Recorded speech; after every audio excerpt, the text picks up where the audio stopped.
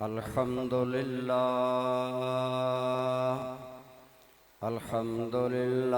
رب العالمين،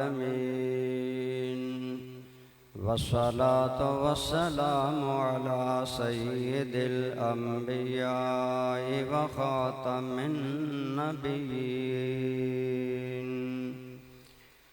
المبعوث رحمة للعالمين، وعلى آله وأصحابه وأولياء أمته الكاملين.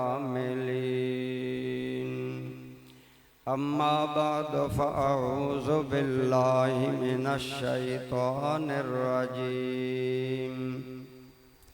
بسم الله الرحمن الرحيم. يا أيها الذين آمنوا اتقوا الله وابتغوا إليه الوسيلة وجاهدوا في سبيله لعلكم تفلحون. صدق اللہ مولانا العظیم، صدق وبلغنا رسولہ النبی الأمی الکریم. حمد و صلاۃ کے بعد میر محفل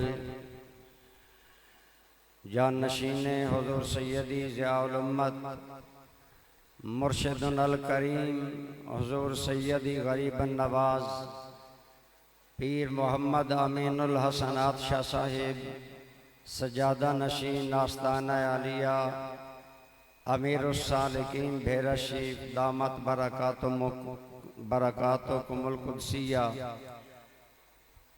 دیگر قابل احترام اساتذہ کرام، برادران اسلام، برادران طریقت، جو آیت کریمہ میں نے تلاوت کرنے کا شرف حاصل کیا ہے، اللہ تعالیٰ نے اس میں دو جہاں کی کامیابی کے لیے ایمان کے بعد تین چیزوں کا ذکر فرمایا ہے.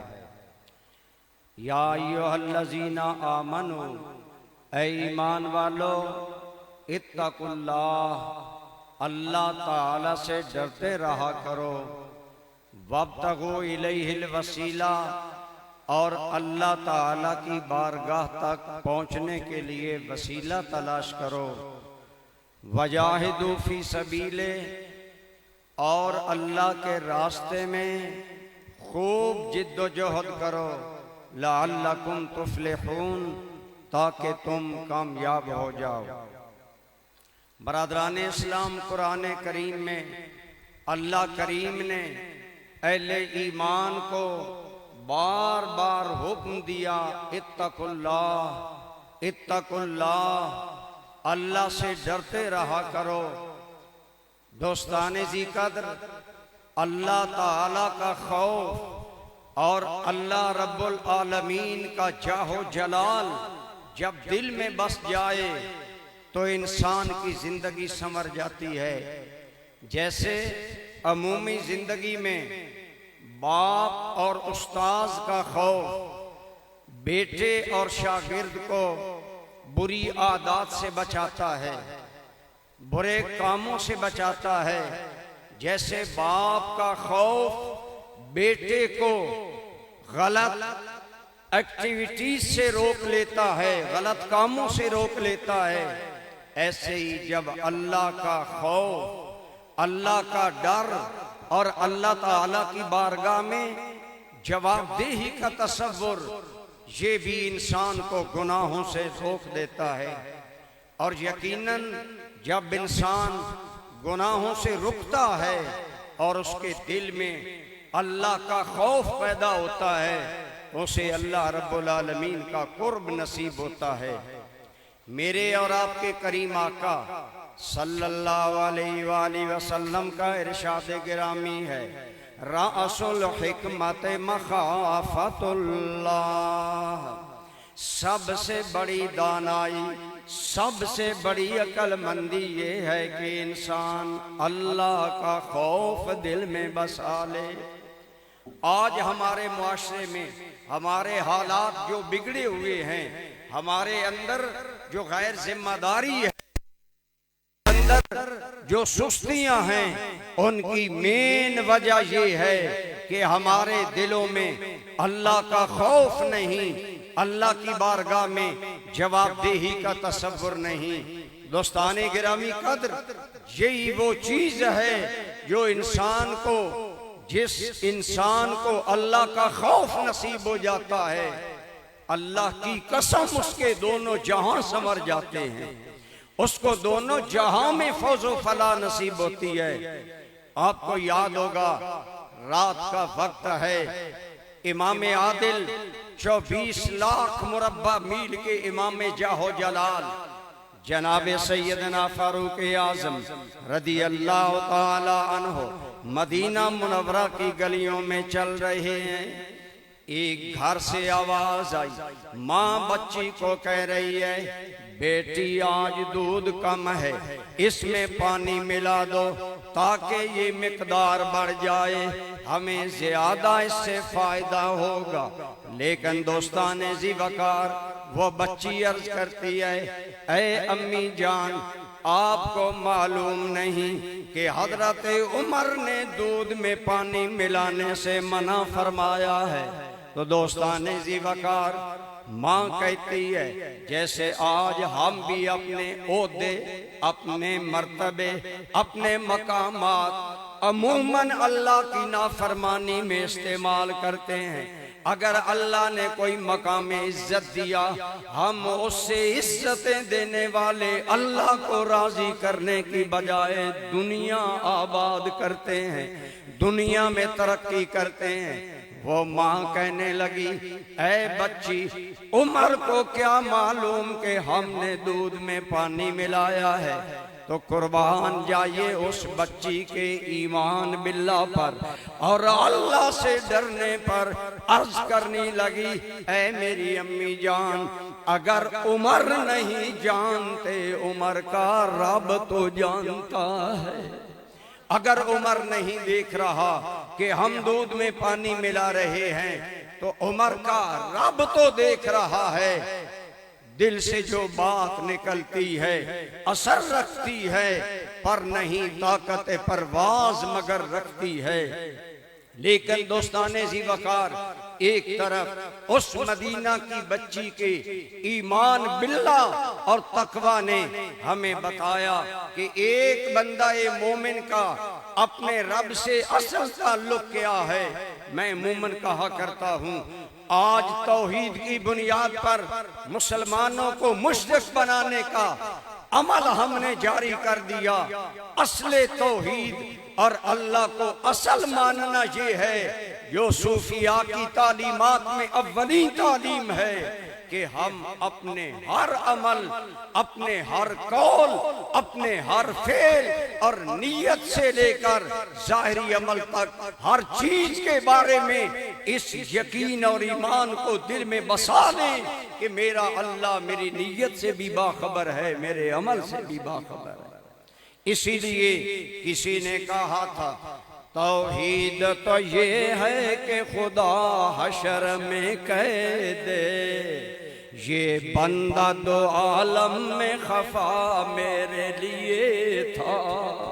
کہ یہ وہ بندہ ہے جس کی خلوتیں جلوتوں سے زیادہ روشن، جس کی خلوتیں تنہائیاں جلوتوں اور محفلوں سے زیادہ اللہ کے خوف سے آباد ہے۔ ہم بعض اوقات اس لیے کوئی کام غلط نہیں کرتے، میرا شاگرد دیکھ رہا ہے، میرا بیٹا دیکھ رہا ہے، میرا مرید دیکھ رہا ہے، لیکن جب ہم دل میں یہ بات مضبوط کر لیں کہ میرے ہر عمل کو میرا اللہ دیکھ رہا ہے، پھر صحابہ کرام کی طرح ہمیں دنیا کی کامیابی بھی نصیب نصیب ہو اور آخرت کی کامیابی بھی نصیب ہو۔ اور علماء سے پوچھئے یہی مدینہ کی اللہ سے ڈرنے والی بچی، یقین رکھنے والی اور ایمان باللہ میں مستحکم بچی آگے چل کر امیر المومنین عمر کی بہو بنی۔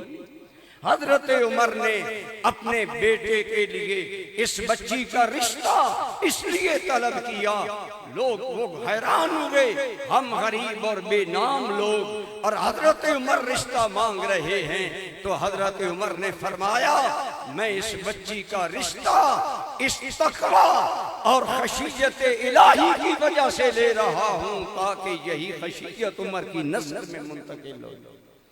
دوستان ذی وقار، ہمیں دو جہاں کی کامیابی کے لیے سب سے پہلی چیز قرآن حکیم نے جو ارشاد فرمائی وہ بار بار ہے کہ اللہ سے ڈرو۔ گویا اس بچی کا دین بھی بہتر ہو گیا اور آگے چل کر اسی بچی کی نسل سے اللہ نے عمر بن عبدالعزیز پیدا کیے جو دنیا میں 5ویں یا 6ٹھے خلیفہ راشد بن کر آج عمر بن عبدالعزیز کا نام علماء صلحاء تمام احترام سے دیتے ہیں۔ یہ ہے اللہ سے ڈرنے کا فائدہ دنیا میں بھی اور آخرت میں بھی۔ اور دوسرا ارشاد فرمایا اے لوگو تمہارا مقصود حیات اللہ ہے اور اللہ تک پہنچنے کے لیے پہلی چیز اللہ سے ڈرتے رہنے کا شعار اختیار کرو، اور دوسری چیز وَابْتَغُوا إِلَيْهِ الْوَسِيلَةَ، اور اللہ کی بارگاہ میں پہنچنے کے لیے وسیلہ تلاش کرو۔ اب تو یہ قرآن کے صریح الفاظ ہیں کہ اللہ کی بارگاہ میں پہنچنے کے لیے وسیلہ تلاش کرو، اور اس پر اجماع امت ہے کہ ایمان باللہ، نیک اعمال، تقوی، پارسائی، تمام نیک اعمال وسیلائیں ان کے ذریعے اللہ کے قریب بندہ ہوتا ہے۔ اور نماز جو احکام اسلام میں ایک نمایاں اسلام کا شعار ہے، نماز بندے کو کتنا اللہ کے قریب کرتی ہے۔ آپ کے اور میرے کریم آقا کہیے صلی اللہ علیہ وآلہ وسلم، آپ نے فرمایا اے لوگو بندہ سب سے زیادہ اپنے رب کے قریب حالت سجدہ میں ہوتا ہے، یعنی جتنے زیادہ تم اللہ کی بارگاہ میں نماز سجدہ کرو گے تو نیک اعمال کے وسیلہ ہونے میں اجماع امت ہے۔ لیکن برادران اسلام، یہاں پر سیدی الکریم حضور ضیاء الامت رحمت اللہ تعالی علیہ نے حضرت شاہ ولی اللہ محدث دہلوی، وہ شاہ ولی اللہ جو ہندوستان میں پہلے قرآن کریم کے فارسی کے مترجم ہیں، وہ شاہ ولی اللہ جنہیں تمام مکاتب فکر اس لیے احترام کی نظر سے دیکھتے ہیں کہ شاہ ولی اللہ جامع الطریقت و شریعت تھے، یعنی شریعت اور طریقت کے جامع حضرت شاہ ولی اللہ تھے۔ ان کے حوالہ سے سیدی ضیاء الامت رحمت اللہ تعالی علیہ نے لکھا جہاں وسیلہ سے مراد بیعت مرشد ہے، یعنی کوئی ایسا رہنما پکڑو جس کے ہاتھ میں ہاتھ دو، وہ رہنما تمہیں اللہ تک پہنچا دے، تمہارا رابطہ اللہ سے کروا دے۔ دوستان گرامی قدر، یہ بات تو ایک حقیقت ہے کہ ہر انسان تسلیم کرے گا کہ کسی بھی فن میں مہارت حاصل کرنے کے لیے، کمال حاصل کرنے کے لیے رہنما اور استاذ کی ضرورت ہوتی ہے۔ تو میں کہا کرتا ہوں جیسے ہر فن میں رہنما استاذ کی ضرورت ہے، گائیڈ دینے والے انسان کی ضرورت ہے، اسی طرح اللہ تک پہنچنے کے لیے بھی کسی ایسے رہنما کی ضرورت ہے جو خود واصل باللہ ہو، جو خود اللہ تک پہنچ چکا ہو اور وہ اپنے مریدوں کو اللہ سے پہنچانے کا عظیم فریضہ ادا کرے۔ اسی لیے اس حقیقت کو مولوی اسماعیل دہلوی صاحب جو عموماً منکرین جن کا سہارا لیتے ہیں، ان کے حوالے سے بھی سیدی ضیاء الامت رحمت اللہ تعالی علیہ نے صراط مستقیم کے حوالے سے لکھا کہ مولوی اسماعیل دہلوی صاحب بھی یہ لکھنے پر مجبور ہو گئے، دو جہاں کی کامیابی پانے کے لیے یہی راستہ ہے کہ انسان مجاہدہ بعد میں کرے، عبادات بعد میں کرے، لمبے چوڑے وظیفے بعد میں پڑھے، پہلے مرشد تلاش کرے۔ اور ہمیں قرآن و سنت میں بھی یہی ملتا ہے کہ جب سیدنا موسیٰ کلیم اللہ علیہ السلام ایک خاص علم کی تلاش کے لیے نکلے تو اپنے نوجوان ساتھی کو لے کر کتنا سفر کیا جناب خضر علیہ السلام کی تلاش میں۔ گویا اسی لیے قرآن کے الفاظ ہیں فَوَجَدَا عَبْدًا مِّنْ عِبَادِنَا، انہوں نے میرے بندوں میں سے ایک بندے کو پایا، اور پاتا وہ ہے جو پہلے تلاش کرتا ہے، پہلے طلب کرتا ہے۔ اس لیے برادران اسلام ایک عام مسلمان کے لیے اللہ تک پہنچنے کے لیے مرشد کا واسطہ، مرشد کا وسیلہ ضروری ہے۔ حضور سیدی ضیاء الامت رحمت اللہ تعالی علیہ فرماتے ہیں جہاں نیک اعمال وسیلہ ہے وہاں وہ مرشد کامل جو اپنی نگاہ سے مرید کی آنکھوں سے غفلت کے پردے دور کر دے اور دل میں ذکر الہی کی طلب پیدا کر دے اور دل میں رضا الہی کی طلب پیدا کر دے، اس کے وسیلہ ہونے میں کسے انکار ہو سکتا ہے؟ تو برادران اسلام، اسلام کی 1450 سالہ تاریخ گواہ ہے ہمارے بزرگوں نے اللہ تک پہنچنے کے لیے جہاں علم شریعت حاصل کیا وہاں علم طریقت بھی حاصل کیا، جہاں ظاہری استادوں کے سامنے زانو تلمذ طے کیا، مثلا سید الاولیاء محبوب سبحانی قطب ربانی سیدنا عبدالقادر جیلانی رحمت اللہ تعالی علیہ، آپ نے ظاہری علوم تقریباً 8-10 سال پڑھے، لیکن اللہ رب العالمین کی محبت کی جوت دل میں لگانے کے لیے 25 سال اللہ والوں کے پاس گئے۔ حضور سیدنا داتا علی حجویری رحمت اللہ تعالی علیہ، آپ 25 سال سے بھی زیادہ ان بندگان خدا کی تلاش میں رہے جن کے ذریعے معرفت الہی، حب الہی اور قرب الہی نصیب ہو۔ اسی لیے آج ہمیں بھی چاہیے اگر ہم چاہتے ہیں ہم اللہ تک پہنچے اور ہم اللہ کو راضی کریں تو ہمیں بھی، ہم ناقصوں کو بھی کاملوں کی ضرورت ہے، اور وہ لوگ جنہیں ذکر الہی کی لذت حاصل نہیں ہے انہیں کسی ایسے اللہ کے بندے کے ہاتھ میں ہاتھ دینا چاہیے جو اس کے دل میں اللہ کی محبت، اللہ کے ذکر کی طرف اور لگن پیدا کر دے۔ تو یہ ہے ارشاد ہوا وَابْتَغُوا إِلَيْهِ الْوَسِيلَةَ۔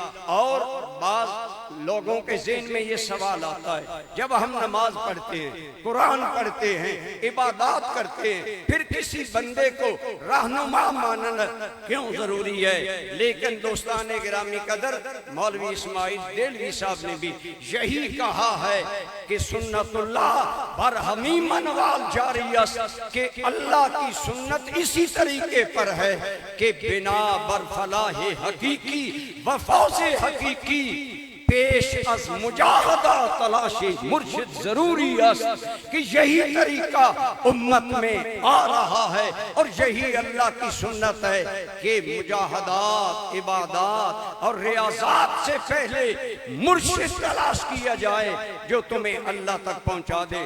اب غور کریں، اللہ تعالیٰ نے قرآن بعد میں نازل کیا، صاحب قرآن کو دنیا میں پہلے بھیجا، اور میرے اور آپ کے کریم آقا صلی اللہ علیہ وسلم جو مرشد و حق ہادی برحق بن کر آئے انہیں اللہ نے دنیا میں پہلے بھیجا۔ پھر میرے اور آپ کے کریم آقا نے 40 سال زندگی عربوں کے اندر گزاری، جب اپنے پر آئے سب میرے اور آپ کے کریم کے خلق عظیم اور حسن صورت کے سارے اقراری ہو گئے، دشمن بھی کہنے لگے لگے جب میرے کریم نے فرمایا اے لوگو اگر میں تمہیں کہوں اس پہاڑی کے پیچھے ایک بہت بڑا لشکر ہے جو تم پر حملہ کرنے والا ہے، کیا مان لوگے؟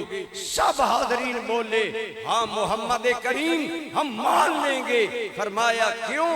کہنے لگے ما جربناکا الا بالصدق والامانہ، آپ کا 40 سالہ ریکارڈ حیات بتاتا ہے، کردار حیات بتاتا ہے کہ آپ نے کبھی جھوٹ نہیں بولا۔ تو اللہ نے پہلے دنیا سے مصطفیٰ کریم کی ذات کو منوایا، یعنی پہلے اللہ نے قرآن سکھانے والے استاذ بھیجے، رہنمائی کریم بھیجے، معلم کریم محمد عربی کہیے صلی اللہ علیہ وسلم بھیجے، پھر کتاب بھیجی تاکہ کتاب کی تعلیم، تاکہ کتاب کے معارف میرا مصطفیٰ کریم صلی اللہ علیہ وسلم صحابہ کے دل میں اتارے۔ عربوں کی پیدائشی زبان عربی ہے، کتنی آیات ہیں صحابہ نہ سمجھ سکے جب تک حضور نے نہیں سمجھایا۔ گویا پتہ چلا معرف الہی اللہ رب العالمین کی رضا کی باتیں، حکمتیں، راستے، طریقے کوئی سکھانے والا ہونا چاہیے، اور اسی یہ راستے بتانے اور سکھانے والے کا نام ہے مرشد، اسی کا نام ہے پیر، اسی کے ہاتھ میں ہاتھ دے کر ہم بیعت کرتے ہیں۔ اور کیوں کرتے ہیں؟ اس سے پتہ چلا کہ اللہ اللہ کیے جانے سے جو اللہ نہ ملے، یہ اللہ والے ہیں جو اللہ سے ملا دیتے ہیں۔ تو اس لیے فرمایا اے اللہ کے بندو، دو جہاں میں کامیابی کے لیے اللہ کا خوف سب سے پہلے اپناؤ، اپنی خلوت، اپنی جلوت، اپنی مجلس، اپنی تنہائی، انہیں اللہ کے خوف اور اللہ کی بارگاہ میں جواب دہی کے تصور سے آباد کرو، اور پھر کسی اللہ والے کا دامن پکڑو، اسے وسیلہ بناؤ۔ جب انہیں وسیلہ بناؤ گے تمہیں قرب الہی بھی ملے گا، تمہیں وصال الہی بھی ملے گا، اور اللہ کی رحمتوں کا نزول ہوگا۔ برادران اسلام، جیسا میں نے عرض کیا، حضور محبوب سبحانی، حضور سیدنا داتا حجویری، حضور خواجہ غریب النواز حضرت خواجہ معین الدین چشتی اجمیری، ظاہری علوم کی تکمیل کے بعد 20 سال تک اپنے مرشد کریم حضرت خواجہ عثمان ہارونی کی معیت میں اس لیے رہے تاکہ جو علوم میں نے ظاہری شریعت کے حاصل کیے ہیں انہیں ایک حقیقت بنا کر میرا مرشد میری دل کی دنیا آباد کر دے۔ اور پھر یہ کیسے آباد ہوئی؟ آپ فرماتے ہیں میں 20 سال بغیر اپنے کسی ارادے کے، بغیر اپنے کسی مقصد کے، محض مرشد کریم کی رضا کے تحت آپ کی خدمت میں رہا۔ آپ نے مجھے فرمایا آؤ معین تمہیں حج کروائیں۔ ہم حج بیت اللہ کے لیے گئے۔ جب حج سے لوگ فارغ ہو گئے، ایک دن حتیم کعبہ میں مجھے مرشد کریم لے گئے اور میرا ہاتھ پکڑ کر میزاب رحمت کے نیچے رکھا اور عرض کیا یا اللہ میں تیری بارگاہ میں معین الدین پیش کرتا ہوں، اسے قبول فرما لے۔ حضرت خواجہ خواجگاں سیدی غریب النواز فرماتے ہیں میں نے خود کانوں سے سنا، ہم نے معین الدین کو قبول فرما لیا ہے۔ اسی طرح فرمایا ہم مدینہ منورہ میں جب حاضر ہوئے، میں خود سرکار کی بارگاہ عالیہ میں حاضر نہیں ہوا بلکہ منتظر رہا کب مجھے مرشد کریم پیش کرتے ہیں۔ پھر میرے مرشد کریم نے ایک دن فرمایا آؤ حضور کی بارگاہ میں سلامی پیش کریں۔ ہم حاضر ہوئے اور یہی بات عرض کی کہ یا رسول اللہ میں آپ کی بارگاہ میں معین الدین لایا، اسے قبول فرمائیے۔ اور فرمایا اے معین الدین یوں سلام عرض کرو الصلاۃ والسلام علیک یا سید الاولین والآخرین۔ ہمارے بزرگوں نے جیسے رات کو ہمارے عزت مآب ہماری شان حضرت قبلہ صاحبزادہ والا شان پیر محمد نعیم الدین شاہ صاحب فرما رہے تھے، ہمیں تو بزرگوں نے آقا رحمت کی بارگاہ کا ادب عطا کیا ہے، حضور کی بارگاہ میں حاضری اور محبتوں کے قرینے سکھائے ہیں۔ آپ غور فرمائیں کن الفاظ سے حضرت خواجہ معین الدین کے مرشد کریم نے آپ کو سلام پیش کرنے کا حکم دیا۔ آپ فرماتے ہیں یہ میرے مرشد کی برکت تھی کہ میں نے سرکار کریم کہیے صلی اللہ علیہ وآلہ وسلم آپ کی بارگاہ عالیہ میں جب یہ نیاز مندانہ سلام پیش کیا تو میرے کانوں نے سنا، جواب آیا وعلیک السلام یا سید المشائخ، اے وقت کے بزرگوں اور اللہ کے بندوں کے سردار تمہیں ہمارا سلام۔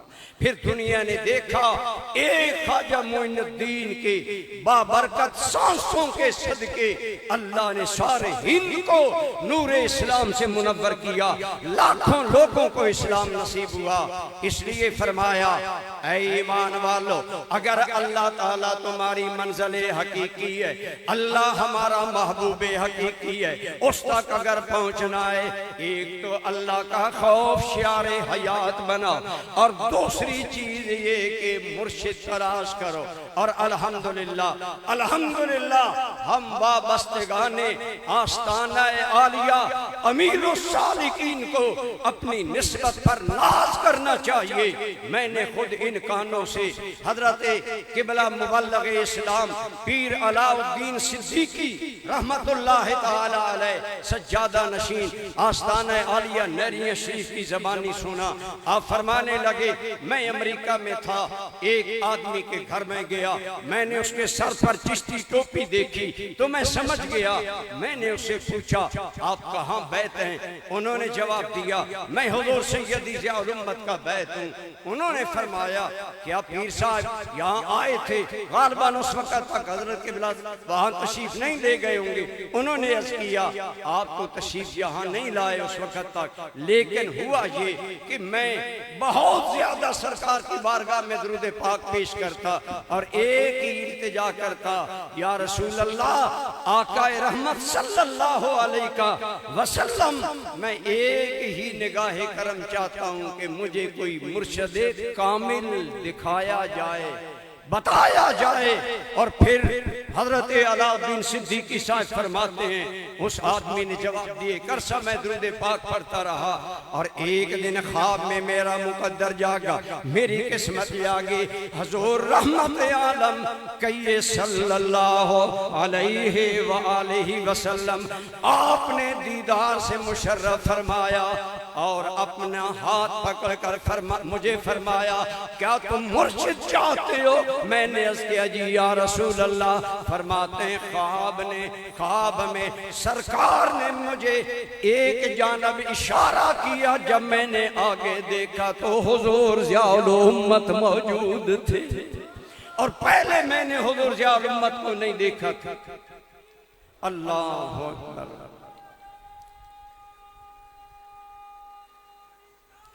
یا رسول اللہ صلی اللہ علیہ وسلم، یا رسول اللہ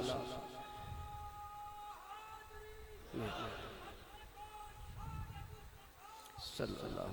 دوستان زیبکار وہ حضرت قبلہ پیر علاء الدین صدیقی صاحب فرمانے لگے کہ پھر وہ آدمی کہتے ہیں میں پاکستان گیا، لوگوں سے پوچھا، اور جب پھر تشریف حاضر ہوا تو الحمدللہ مجھے وہی کرم اور نور کا پیکر نظر آیا جو خواب میں مجھے سرکار نے دکھایا تھا، یعنی حضور سیدی الکریم حضرت ضیاء الامت رحمت اللہ تعالی علیہ۔ اس لیے دوستان گرامی قدر ہم وابستگان بھیرشی، وابستگان دربار عالیہ امیر السالکین خوش قسمت ہیں۔ الحمدللہ میں نے اپنے دوستوں کو کئی مرتبہ یہ عرض کیا کہ میری ایک عزیزہ مجھے کہنے لگی کہ حضرت شیخ الاسلام خواجہ محمد قمر الدین سیالوی صاحب ان کا باڈی سٹرکچر حلیہ وغیرہ کیسے تھا انہوں نے نہیں دیکھا تھا حضور شیخ الاسلام کو. میں نے کہا کیوں؟ کہنے لگی آج رات میں نے خواب دیکھا ہے کہ حضور شیخ الاسلام رحمت اللہ علیہ میرے دل میں یہ بات آئی کہ یہ خواجہ قمر الدین سیالوی ہیں، اور بتانے لگی نیلا تہبند ہے، سفید کرتا ہے اور بھاری بھرکم جسم ہے، مصلی پر کھڑے ہیں اور ایک خلق کثیر صفیں بنا کر پیچھے کھڑی ہے، اور کہنے لگی کہ الحمدللہ پہلی صف میں حضور ضیاء الامت کے ساتھ آپ بھی موجود تھے. تو یوں ہمارے یہ مشائخ یہ وہ کرم کے منبع ہیں جو ناقصوں کو بھی، میں سمجھتا ہوں کہ ہم ناقصوں کے لیے تو اور زیادہ کامل مرشد کی ضرورت ہے. لیکن ایک بات میں عرض کروں، میں عموماً عرض کرتا ہوں، میں چونکہ ملک بھر میں حضور ضیاء الامت کی نگاہ کرم ہے کہ لوگ میرے جیسے کمزور بندے کو بھی بلاتے ہیں، میں لوگوں کے اصل احوال پوچھتا رہتا ہوں. میں نے کئی لوگوں سے پوچھا آپ کہاں بیٹھ ہیں، جب وہ اپنی کتھیاں سناتے ہیں نا غم کی یہ ہے وہ ہے، میں عموماً سوال کرتا ہوں آپ مرید کہاں ہیں؟ یا تو جواب ملتا ہے ہم مرید نہیں ہیں، یا جواب ملتا ہے کہ جی ہم کسی اس بزرگ کی بیعت ہیں جو دنیا سے رحلت فرما چکے، تشریف لے جا چکے. تو یہ بیعت علماء تشریف فرما ہیں، یاد رکھیں بیعت زندہ پیر کی ضروری ہے، اور یہ ضروری ہے کہ جس مرشد کے ہاتھ میں آپ ہاتھ دے رہے ہیں آپ اس سے فیض بھی حاصل کر سکے. ہمارے ہاں کیا ہے، ہم جی حضور سلطان العارفین سلطان باؤ کے مرید ہیں. میں نے کہا آپ نے دیکھا ہے؟ کہنے لگے دیکھا تو نہیں. میں نے اس کیا آپ کسی مرشد کی بیعت کریں جو اس وقت موجود ہے. اسی طرح ہم بہت سے لوگ بیعت تو کر لیتے ہیں لیکن اسے ایک رسم، ٹھیک ہے میں بیعت ہو گیا. کتنے لوگوں سے میں نے سوال کیا کہ حضرت صاحب نے بیعت کے وقت آپ کو وظیفہ کیا ارشاد فرمایا؟ یقین جانے حضور کے سایہ کرم میں کھڑا ہوں عموماً جواب ملتا ہے ہمیں تو یاد ہی نہیں، پھر کبھی ملاقات بھی نہیں ہو سکتی.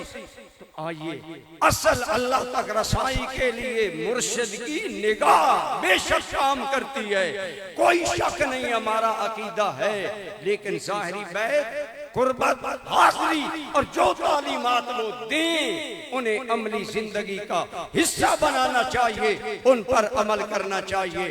ہمارے بہت سے پیر بھائی میری طرح سست ہیں، دعا فرمائیں اللہ مجھے بھی استقامت عطا فرمائے کہ ہم اپنے مشائخ کریم کے وظیفے کو وظیفہ زندگی بنائیں. ایک بزرگ فرمانے لگے قریشی صاحب پیر کا بتایا ہوا وظیفہ چابی ہوتا ہے، جیسے تالا چابی کے بغیر نہیں کھلتا. قرب الہی کی منزلیں پیر کی رہنمائی کے بغیر نہیں طے ہوتی اور مشکلات حل نہیں ہوتی. اور مرشد کا وظیفہ دین و دنیا میں انسان کے لیے خیر کا باعث ہوتا ہے. ہمارے سلسلہ عالیہ چشتیہ نظامیہ سے عالویہ اور بھیرہ شریف کے سلسلہ میں یہ ہے کہ عموماً ہمیں حضرت صاحب قبلہ تاکید فرماتے ہیں 11 مرتبہ درود پاک پڑھو، 11 مرتبہ کل شریف پڑھو. ایک آدمی اگر 5 ٹائم یہ پڑھے تو پھر کتنی مرتبہ درود پاک پڑھا گیا، اور درود رب کا کتنا قرب دلاتا ہے یہ تو بات طے ہے. کل شریف کے بارے میں صرف ایک حدیث عرض کرتا ہوں جو ترمذی میں ہے، اور حضور سیدی الکریم نے ضیاء الامت رحمت اللہ تعالی علیہ نے ضیاء القرآن میں لکھی. آپ فرماتے ہیں اس حدیث کی ایک راویہ سیدہ ام المومنین عائشہ صدیقہ رضی اللہ تعالی عنہا آپ فرماتی ہیں ایک رسول اللہ صلی اللہ علیہ وسلم نے ایک گروہ کو مہم پر بھیجا اور ایک صحابی کو ان کا امیر بنایا کہ تم ان کی امارت کرو. وہ صحابی نماز پڑھاتے، سارے کاموں میں رہنمائی کرتے، لیکن ایک ان کا معمول تھا قرآن کریم سے جہاں سے بھی نماز میں تلاوت کرتے آخر میں کل شریف ضرور پڑھتے. صحابہ نے یہی بات سرکار کی بارگاہ میں واپسی پر عرض کی. آپ نے فرمایا اس سے پوچھو کیوں یہ سورت ضرور پڑھتے ہو؟ اس نے عرض کیا آقا اس سورت میں فیہا صفت الرحمن، اس سورت کے اندر میرے رب رحمان کی صفتیں اور تعریفیں ہیں، اس سورت سے مجھے پیار ہے. برادران طریقت ابھی محفل نہیں بدلی کہ میرے آقا کریم نے فرمایا اس آدمی کو خوشخبری سنا دو۔ اللہ رب العالمین فرما رہے ہیں تمہیں سورہ اخلاص سے محبت ہے، ہمیں تجھ سے محبت ہے۔ تو ہمارے مرشد، یہ ہمارے جو اکابر ہیں، مشائخ چشتیہ ہیں، مشائخ بے رشیف ہیں، ہمارے تو ابتدائی وظیفہ میں وہ صورت شامل ہے جو بندے کو خدا کا قرب، محبت اور محبوبیت عطا کرتی ہے۔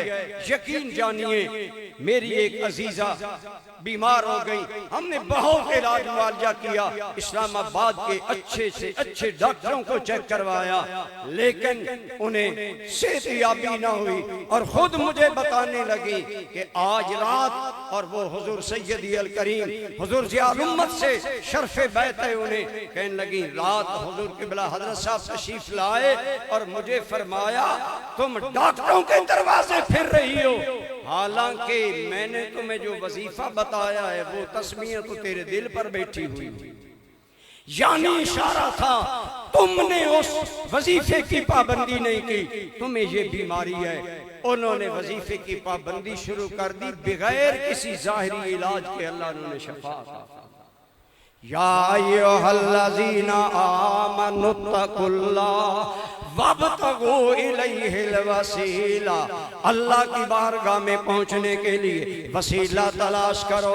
آگے یہ نہیں کہا بس بیعت ہو گئی، اب نہ نماز کی ضرورت ہے، نہ شریعت کی ضرورت ہے، نہ علماء کی صحبت ضروری ہے، نہ شیخ کریم کی صحبت ضروری ہے، نہیں، فرمایا وجاہدوا فی سبیلہ، اللہ کے راستے میں مجاہدہ کرتے رہو۔ مجاہدہ کا معنی سیدی الکریم نے لکھا استفراغ الوسع فی مدافعۃ العدو، شیطان اور نفس کے شرور سے بچنے کے لیے ہر درجہ کی محنت کرنے کا نام مجاہدہ ہے۔ لہذا میرے پیر بھائی حضرات، بیعت کے بعد مسلسل جہاد، مسلسل محنت، مسلسل نماز کی پابندی، وظائف کی پابندی۔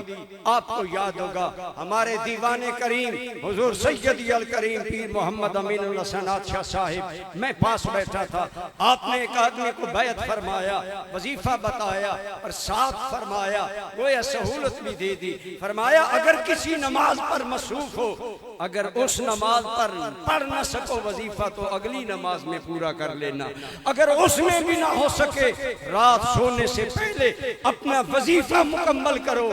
دوستان گرامی قدر، گویا لگاتار ہمیں یہ محنت کرنا ہوگی، اور الحمدللہ ہمارا آستانہ عالیہ تو ہمیں علمی جہاد کا بھی میدان دیتا ہے، عملی جہاد کا بھی میدان دیتا ہے۔ ہم مالی جہاد کے ذریعے آستانہ عالیہ کے جملہ شعبوں کو معاونت مالی دیں تو یہ مالی جہاد ہے، اگر اپنے بچوں کو علم دلوائیں تو یہ علمی جہاد ہے۔ اسی طرح الحمدللہ ہمیں ناز ہے کہ یہ آستانہ عالیہ ہمیں ہر جہت پر کامل رہنمائی دے رہا ہے، اور بقول اقبال آئیے اللہ والوں کے دامن پکڑنے سے کیا ملتا ہے۔ اقبال نے کہا دم عارف نسیم صبح دم ہے، اسی سے ریشہ معنی میں نم ہے، کہ جیسے کائنات کے درختوں میں سبزوں میں نمی باد صبا کی وجہ سے ہے، ایسے امت کے ایمان میں بہاریں اللہ کے بندہ عارف کے مقدس سانسوں کی برکت ہوتی ہے، ان کے وجود کی برکت ہوتی ہے۔ فرمایا دم عارف نسیم صبح دم ہے، اسی سے ریشہ معنی میں نم ہے، اور اگر کوئی شعیب آئے میسر شبانی سے کلیمی دو قدم ہے۔ حضرت موسیٰ بکریاں چراتے چراتے معرفت الہی سے فیضیاب ہوئے، ایک اللہ کے بندے کی نگاہ کرم سے اللہ ہمیں بھی اپنے مرشد کریم کی نگاہ میں رکھے، اور بیعت کے تقاضوں کے مطابق اپنی زندگی کو جہاد کے رنگ میں گزارنے کی توفیق عطا فرمائے۔